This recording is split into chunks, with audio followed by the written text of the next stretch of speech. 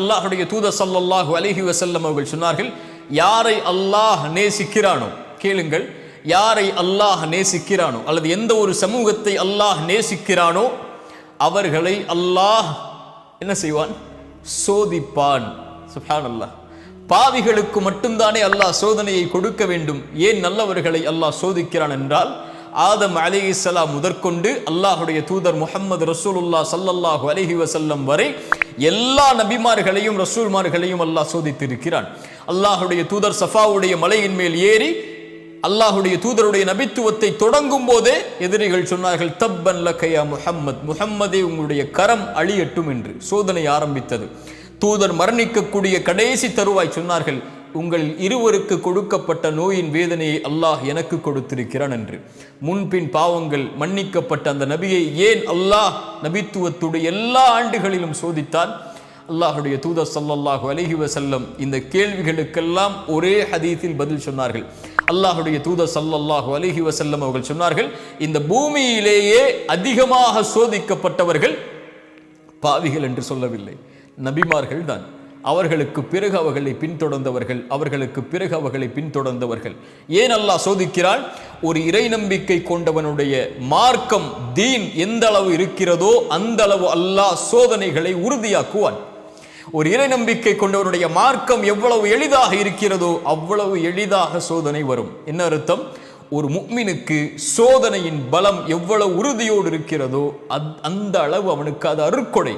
ஒரு முஃமினுக்கு சோதனைகள் அருட்கொடை. ஏன் அல்லாஹ்வுடைய தூதர் அந்த ஹதீஸுடைய இறுதியில் சொன்னார்கள், அல்லாஹ் அவனை விடுவதில்லை சோதிக்காமல். எந்த அளவு என்றால், அவனுடைய பாவங்கள் இல்லாமல் அவன் இந்த பூமியில் வாழக்கூடிய சூழல் ஏற்படும் வரை அல்லாஹ் அவனை சோதித்து கொண்டே வருவான்.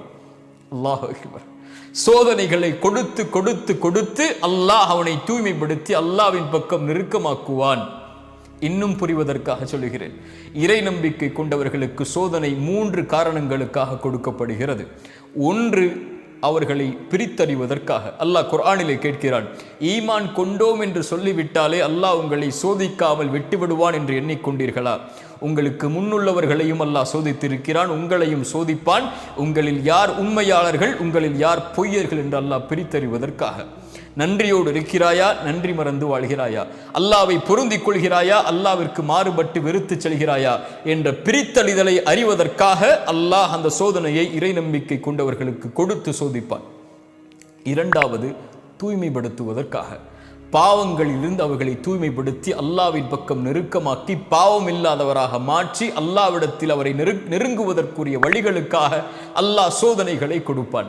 அல்லாஹ்வுடைய தூதர் ஸல்லல்லாஹு அலைஹி வஸல்லம் சொன்னார்கள், இறை நம்பிக்கை கொண்டவனுக்கு அல்லாஹ் வாழ்வாதாரத்தை தடுக்கிறான் என்றால் அவன் செய்யக்கூடிய பாவங்களின் காரணமாகத்தான் என்று.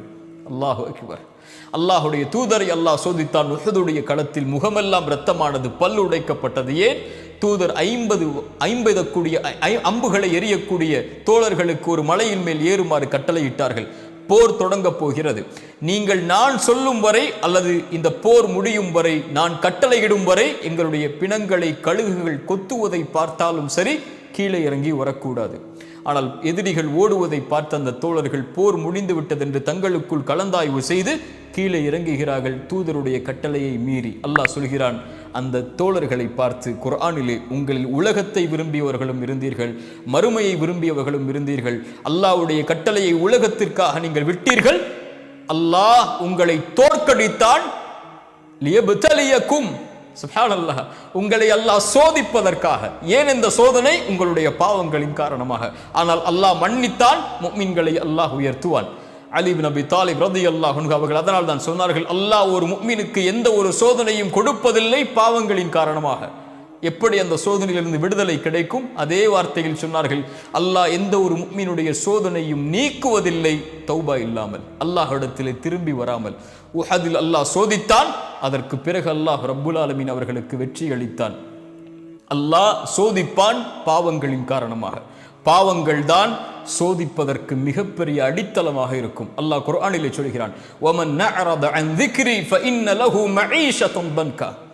யார் அல்லாஹ்வின் நினைவை விட்டு தூரமாகி வாழ்கிறார்களோ அவர்களுக்கு அல்லாஹ் நெருக்கடியான வாழ்க்கையை கொடுப்பான். லா இலாஹ இல்லல்லாஹ்வை கூறியும் நெருக்கடி இருந்தால், லா இலாஹ இல்லல்லாஹுவை கூறியும் உங்களுடைய வாழ்வு விசாலமாக இல்லை என்றால், சோதனைகளால், பிரச்சனைகளால், செல்வத்தால், குடும்பத்தால், உறவுகளால் என எல்லா புறமும் இருளால் சூழப்பட்டு நெருக்கடிகள் இருந்தால் அல்லாஹ்வின் நினைவை விட்டு தூரமாகி வாழ்கிறீர்களா என்று நினைத்து பாருங்கள்.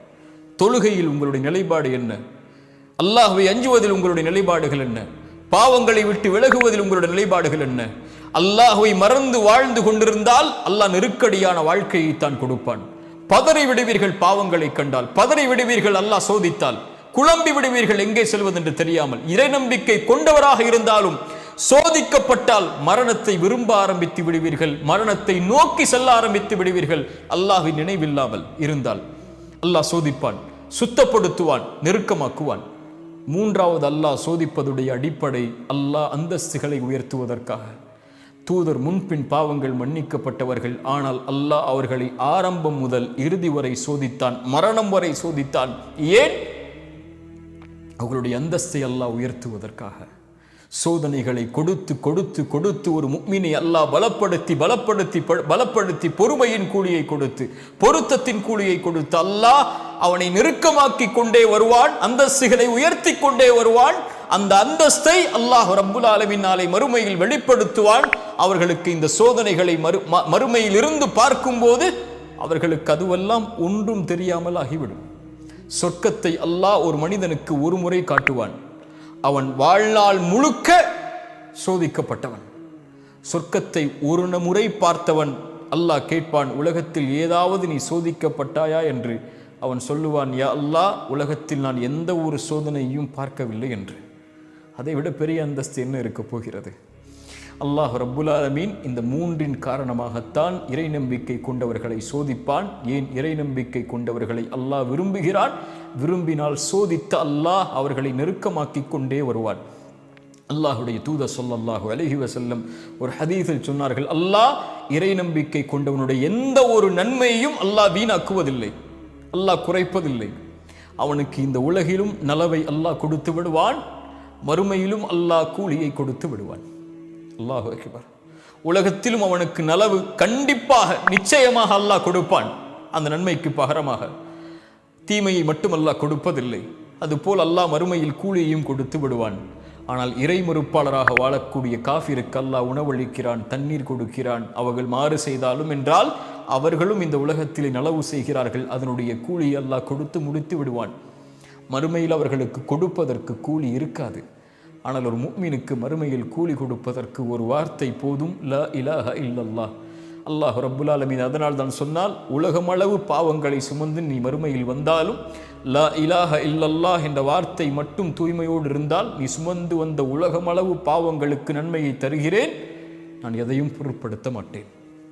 ஒரு முஃமினுடைய கண்ணியம் அல்லாஹ்விடத்திலே அவ்வளவு மேலானது. லா இலாஹ இல்லல்லாஹ்வின் வார்த்தையின் கண்ணியம் அல்லாஹ்விடத்திலே அவ்வளவு உயர்ந்தது. அதனால் தான் அல்லாஹுடைய தூதர் ஸல்லல்லாஹு அலைஹி வஸல்லம் அவர்கள் சொன்னார்கள், யாரை அல்லாஹ் நேசிக்கிறானோ அவர்களை அல்லாஹ் சோதிப்பான், அல்லாஹ் சோதிப்பான். பொருந்திக் கொள்பவர்களை அல்லாஹ் பொருந்திக் கொள்வான். அல்லாஹ் ரப்புல் ஆலமீன் எம் சோதனைகளில் எம்மை உறுதிப்படுத்தட்டும். அல்லாஹ் எம்மை சோதிப்பதன் மூலமாக எம்மை அவனிடத்தில் நெருக்கமாக்கி அல்லாஹ் எம்மை நேசிக்கட்டும். அஸ்ஸலாமு அலைக்கும் வரஹ்மத்துல்லாஹி வபரகாத்துஹு.